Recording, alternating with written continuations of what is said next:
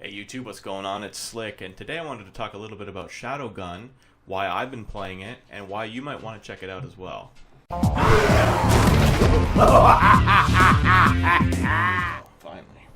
Finally. Oh, it's the snow one. I don't know where the power-ups are. Time to get my hands dirty. I don't know where the power-ups are. I don't know where the power-ups are. I don't know. I don't know. I don't know where the power-ups are. Better find them.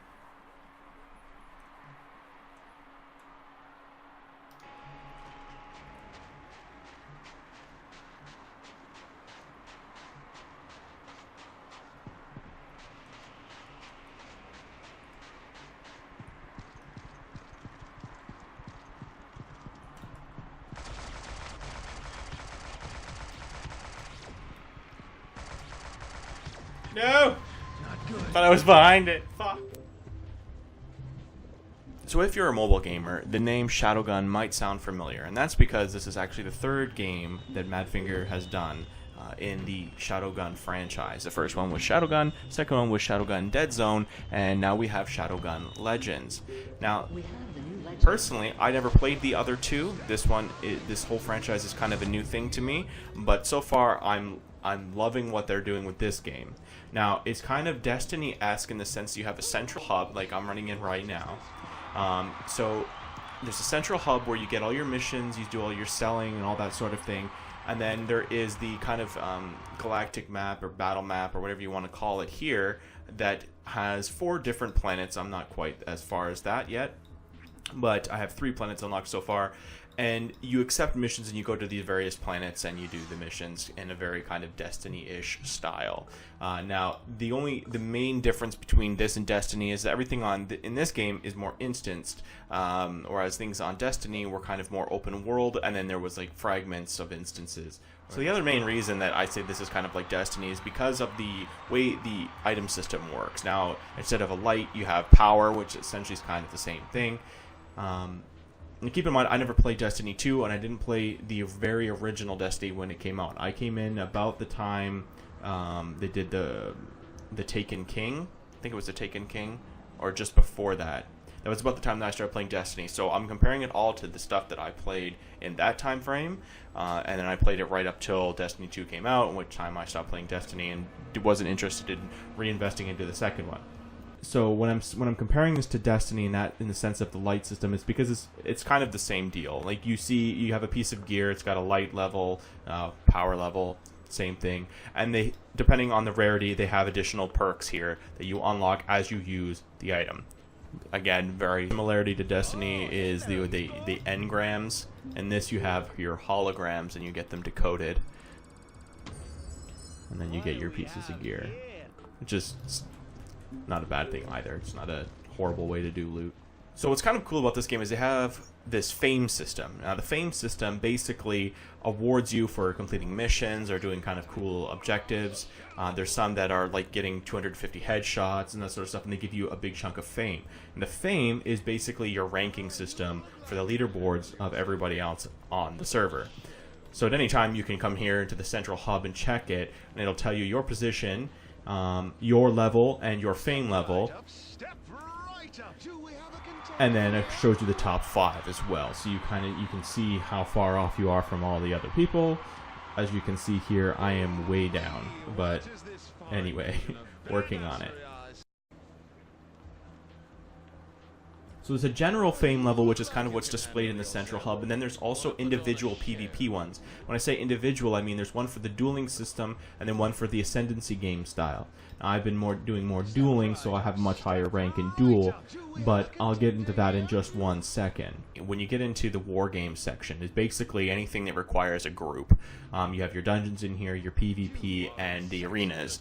If you're familiar, again, with Destiny, you are well aware of how this system is laid out. There is 2 forms of PvP, basically. There's the one-on-one, first to 5 kills, or until the time runs up, whoever's better score. And then there's the Ascendancy, which is the 4 versus 4, and you have to collect the trophies from the players when they die. So you can save points and that sort of thing as well, which is kind of cool.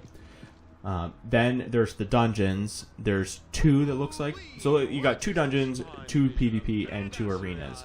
The dungeons seem to be a little too difficult for random pickup groups. They don't seem to understand basic concepts, like, prioritizing the order of the way you press switches, that sort of thing. And there's no chat system, which kind of makes it a little bit frustrating at times, but the content is nice. I enjoyed it if I could get the group to actually complete it properly. Now, the arenas, I only have 1, and it's basically the same kind of thing you were looking at in Destiny, where you just fight waves of enemies, and then it comes to a boss round. You fight the boss, you collect loot. So one of the ways that Shadowgun is different than Destiny is the skill system. You'll notice that in the skill system you can kind of hybridize yourself. There's 3 central tiers, and they kind of each have their general focus, but you can kind of build your own class, if you want to put it that way. So you combat, you deploy drones, or not drones, but like turrets. You have a rocket barrage. You have an increase to your accuracy, bigger ammo capacity. Agilities, grenades, movement speed, reload times decreased. Survival is defensive cooldowns, health regeneration, bigger health pool. And then they each have like their own hybrid for the mixed of the 2. You also get these fun little hacking sequences, which I often fail at.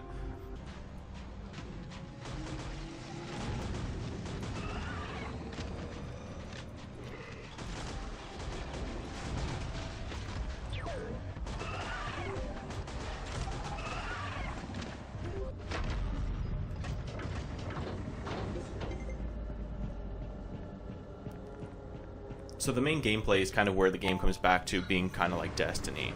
You have 3 weapon slots. 1 is your primary, secondary, and then your pistol. And then you also have 2 skill slots here. When your skill slots you unlock from the tree, you can kind of put what you want, how you want. It doesn't have to be a melee ability and a grenade ability like it is in Destiny.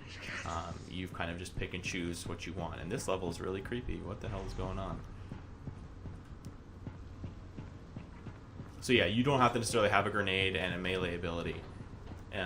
But the weapon system is kind of what you'd expect. It's a little bit different. Why am I running in circles? It's a little bit different in the sense that shotguns are considered a primary weapon in this. So you have your machine gun, your rocket launcher, your sniper rifle are all considered secondary weapons. Your burst cannon, sorry, 40k again. Your burst rifle, auto rifle, and shotgun are considered primary weapons. And then, of course, your pistol is your pistol. Oh, sorry, there's also an SMG. It's kind of a short-ranged machine gun. Find your way out of the labyrinth. Holy moly, this is really cool. Okay. So creativity just went way up for this game. It wasn't, unless this is just back and forth until it unlocks. Either way, this level is kind of like nothing I've done. This is kind of interesting.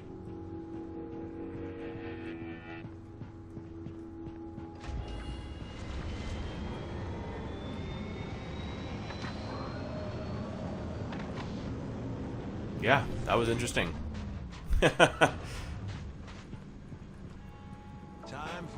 So you complete your objectives, you head out, you go back to the hub, and rinse, repeat. But anyway, that's kind of just an overview of Shadowgun Legends. I'm not the best salesperson. I'm just going over the features, what I like about it, which is pretty much everything. The game looks gorgeous. It plays well. There's a few little janky issues with controls, but they're rare and not too much of a pain.